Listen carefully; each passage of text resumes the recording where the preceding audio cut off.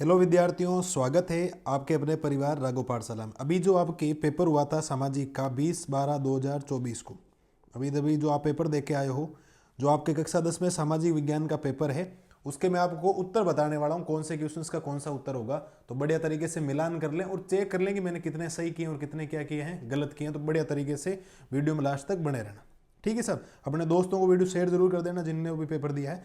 सवाल की शुरुआत करते हैं पहले से। जैसा कि ये पेपर था आपके, पहला सवाल कह रहा है भारत में राष्ट्रीय उपभोक्ता दिवस कब मनाया जाता है। ये कौन से दिसंबर को मनाया जाता है? 24 दिसंबर को। कब मनाया जाता है? 24 दिसंबर को राष्ट्रीय उपभोक्ता दिवस मनाया जाता है। देशों के तीव्र एकीकरण की प्रक्रिया क्या कहलाती है? जब क्या कहलाती है? वो कहलाती है वैश्वीकरण। क्या कहलाती है आपके? वैश्वीकरण कहलाती है। इस बात को ध्यान रखना, ठीक है। आगे हम लोग बात करें तो अगला है कॉर्न लॉ किस देश में लागू किया था। ये जो कॉर्न लॉ था वो कौन से देश में लागू किया था आपके? वो किया गया था साहब ब्रिटेन में। कहां पर लागू किया गया था आपके? ब्रिटेन में लागू किया गया था। इस बात को आप लोग ध्यान रखेंगे, ठीक है। जे.एन. टाटा ने भारत में प्रथम लौह एवं इस्पात यंत्र कहां स्थापित किया था? जो जे.एन. टाटा थे उन्होंने भारत में प्रथम लौह और इस्पात संयंत्र कहां स्थापित किया गया था? तो इसका उत्तर आपको देना पड़ेगा जमशेदपुर। क्या उत्तर था इसका? जमशेदपुर था राइट आंसर, ठीक है। चौथे का राइट आंसर क्या था? जमशेदपुर। इस बात को ध्यान रखना। अगला सवाल पांचवा कह रहा है विश्व में सर्वप्रथम मुद्रण की तकनीक किस देश में विकसित हुई थी? मुद्रण की जो तकनीक थी वो कौन से देश में लागू हुई थी? वो लागू हुई थी आपके चाइना यानी कि चीन।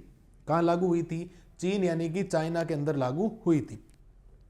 निम्न में से किस प्रांत में सीढ़ीदार खेती की जाती? सीढ़ीदार जो खेती होती है, टेरेस फार्मिंग जिसको बोला जाता है, वो कौन से प्रांत में होती है? वो होती है आपके उत्तराखंड में। कहां पर होती है साहब? उत्तराखंड में। उम्मीद है 6 सवालों तक आपको कोई दिक्कत नहीं रही होगी, आप बढ़िया तरीके से इनको कर सकते थे, ठीक है। 7वें सवाल की तरफ बढ़ते हैं। 7वां सवाल क्या कह रहा है काली मृदा पर मुख्य रूप से, काली मृदा पर मुख्य रूप से कौन सी फसल उगाई जाती है? तो उगाई जाती है काली मृदा जो होती है, जो ब्लैक सॉइल होती है, उसके ऊपर कपास जिसको आप कॉटन बोलते हैं वो उगाई जाती है, ठीक है।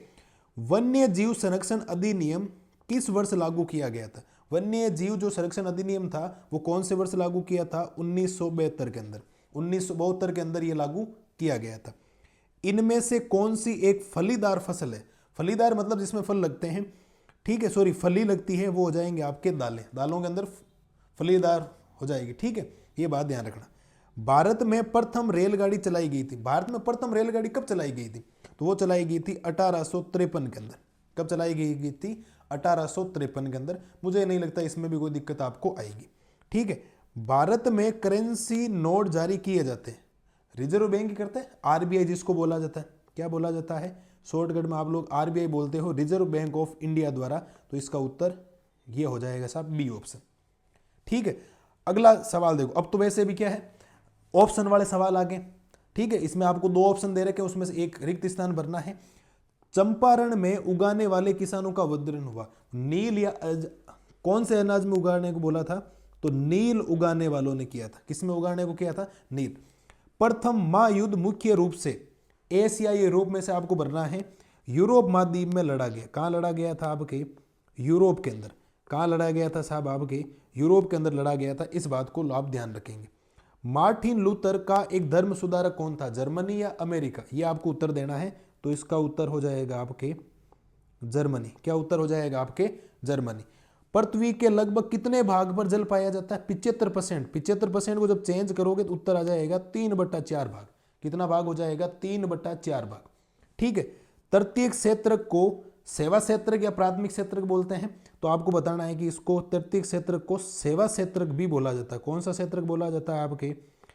सेवा क्षेत्र। ये इसका उत्तर हो जाएगा। मैं इधर भी ऑप्शन कर देता हूँ। यहाँ पर हो गया, यहाँ यूरोप हो गया, यहाँ जर्मनी हो गया, यहाँ 3/4 हो गया, ठीक है। अगला, लोकतंत्र में शासन की अंतिम शक्ति जनता में होती है मंत्री में होती है? आपको बताना है। तो जनता में होती है भी, लोकतंत्र तो जनता ही तय करती है ना। तो जनता इसका उत्तर हो जाएगा, ठीक है। ये हो गया। भारत में कौन सी शासन व्यवस्था लागू है? भारत में अभी कौन सी शासन व्यवस्था लागू है? तो वो हो जाएगी आपके संघात्मक। कौन सी हो जाएगी? संघात्मक हो जाएगी। इस बात को आप लोग ध्यान रखेंगे। भारत में जनगणना कितने वर्ष पश्चात होती है? हर 10 वर्ष में। कितने वर्ष में? हर 10 वर्ष में, इस बात को ध्यान रखना। ठीक है, भारत का कुल भौगोलिक क्षेत्रफल कितना है? भारत का भौगोलिक क्षेत्रफल आपको बताना है, तो उत्तर याद रखना इसका 32,87,263 वर्ग फुट। ठीक है, वर्ग मील में भी होता है, लेकिन आप वर्ग फुट बता देना, कोई समस्या है नहीं। मुझे नहीं लगता कोई समस्या यहां तक आपको आएगी किसी भी प्रकार की। 20वें सवाल तक मैंने आपको उत्तर बता दी। ठीक है, 21वें, हिंद स्वराज पुस्तक के लेखक कौन है? तो ये तो बड़ा फेमस पुस्तक है, जिसको आपको लिखना है महात्मा गांधी। क्या लिखनी है? महात्मा गांधी। ठीक है, भारत में वनों को कितने भागों में बांटा गया है? तो वनों को कितने भागों में बांटा गया? 4 भागों में। भारत में वनों को कितने भागों में बांटा गया है? 4 भागों में।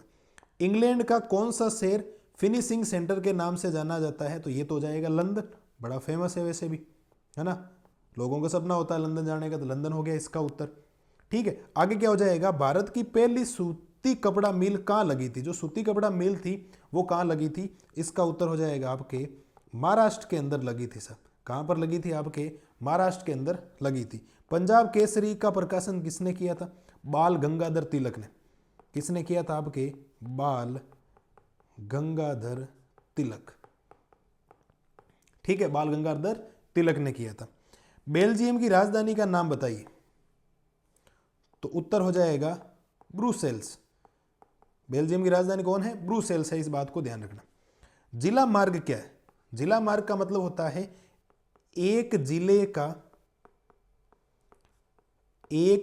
का दूसरे जिले में, एक जिले का दूसरे जिले में, एक जिले को दूसरे जिले से जोड़ने का रास्ता आप मान लो चाहो तो, कोई समस्या नहीं, मैं ऐसे लिख देता हूं। एक जिले को दूसरे जिले से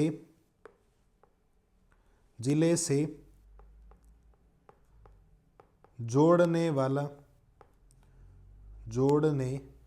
का रास्ता, ऐसे लिख दो, चाहे कोई समस्या नहीं, आप लिख सकते हैं, ज़्यादा इसमें कोई दिक्कत है नहीं। अगला क्या है? सत्याग्रह से क्या अभिप्राय है? ऐसे बड़े वाले सवाल में तो भी लिख देता हूं।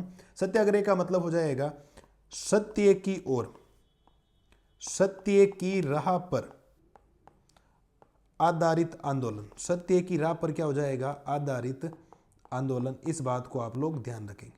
सत्य की राह पर जो आंदोलन किया जाता है उसको सत्याग्रह बोला जाता है, इस बात को ध्यान रखना आप लोग। ठीक है, अगला कौन हो जाएगा? जोबेर कौन थे? तो जोबेर कौन थे? आपके मजदूरों को नौकरी दिलाने वाले दलाल। कौन से? जोबेर कौन थे? मजदूरों को नौकरी दिलाने, दलाल जो होते हैं ना बीच में जो रहते हैं, उनको क्या बोला जाता है? आपके जोबेर कौन बोला जाता है। ठीक है, ठीक है, अगला क्या है? कैलीग्राफी क्या है? तो कैलीग्राफी क्या हो जाएगा? लिखने का एक तरीका है। What is the calligraphy? तो लिखने का एक तरीका। कैलीग्राफी का मतलब क्या हो जाएगा? लिखने का एक तरीका। लिखने का क्या हो जाएगा? एक तरीका। ठीक है, इसमें ज्यादा होना नहीं चाहिए। वर्निकुलर प्रेस एक्ट क्या था?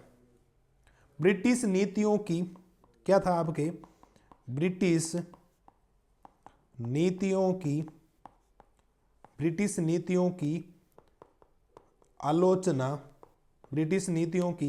आलोचना पर रोक हेतु 1878 में पारित कानून। इस बात को आप लोग ध्यान रखेंगे, मुझे नहीं लगता इसमें कोई समस्या आपको आएगी। ठीक है, ऐसे बीच में अब क्या है? पारिस्थितिक तंत्र किसे कहते हैं, ये थोड़ा ध्यान रख लेना। खनिज, लो खनिज और अलो खनिज किसे कहते हैं? भारतीय मुद्रा को कितने भागों में बांटा गया है? तो भारतीय मुद्राओं को कितने भागों में बांटा गया, थोड़ा सा ध्यान रखने का। धर्मनिरपेक्षता से आप क्या समझते हैं? धर्म से अलग राज्य।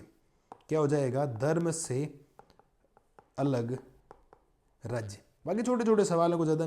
वाहन चलाते समय हमें किन किन बातों का ध्यान रखना चाहिए? स्वच्छ भारत अभियान के बारे में लिखिए, आपको 2 बातें लिखनी है। खुली बेरोजगारी और प्रचलन बेरोजगारी में क्या अंतर, ये भी आपको बताना है।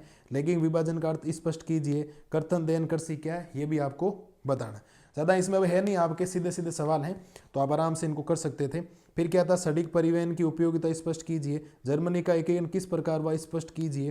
महात्मा गांधी राष्ट्रीय ग्रामीण रोजगार अधिनियम 2005 के उद्देश्यों की व्याख्या कीजिए। सांप्रदायिकता राजनीति में अनेक रूप धारण कर सकती है, किन्हीं 4 रूपों की विवेचना कीजिए। अथवा में क्या था, भारत में मानचित्र को दर्शाना, अमृतसर, बोकारो, कंडला और मारमागाओ और सांगानेर हवाई अड्डा, इनको आपको करना था। बड़ा सिंपल सा एकदम पेपर था। आप आराम से इस पेपर में अगर अच्छी मेहनत करके आते तो आपके 70 में से 60 प्लस नंबर आ सकते थे।